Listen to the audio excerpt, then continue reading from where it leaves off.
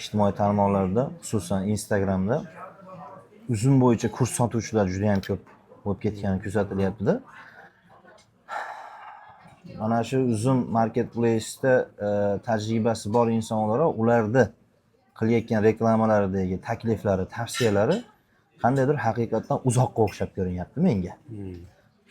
Sizni shogirdim ham professional sotuvchi sifatida chaqirgan sababi mana shu reklamalarga siz ham balki ko'zingiz tushgandir.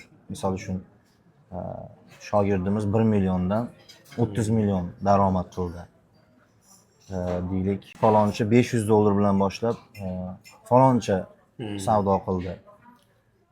Yoki 500 dollardan boshlab oyiga 2000 dollardan sizga topishni o'rgataman degan reklamalar borda, vaholanki men har tomonlama uni hisob kitobini qilib chiqyapmanda 500 dollar bilan 2000 dollar topishni umuman iloji yo'qligi kelib chiqyapti.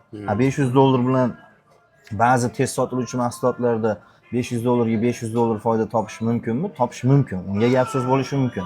700 dollar topish mumkinmi? 500 dollar bilan mumkin. Lekin undan u yog'i qandaydir meni hisob kitobim chiqmayapti. Shuning uchun hozir mana bu bilasiz, pul topishni o'rganishga qiziquvchilar doim bo'lgan. Chunki uni o'rganilsa pul topadi va pul topishlik bu hammani hayotiy ehtiyojiga kiradi.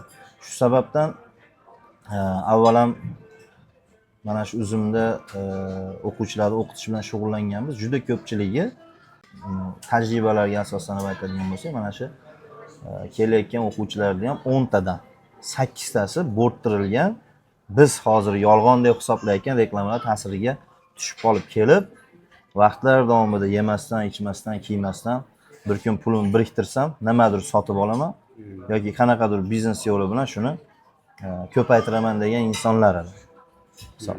Hozir yana bu reklamalar borgan sari yolg'onlashib, borgan sari haqiqatdan uzoqlashib borayotganligi uchun mana shu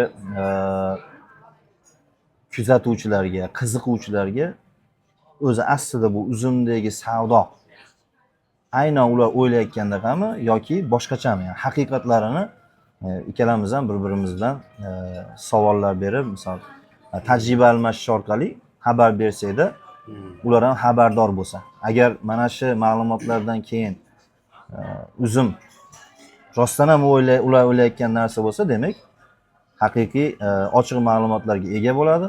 Agar ular bo'rttirilgan reklamalar ta'siriga tushib aldanayotgan bo'lsa, avvalo shu cho'ntagidan hali beri shu vaqtlar davomida biriktirgan pullari cho'ntagida qoladi va bizga ikkala tomonda ham yutuq bo'laveradi.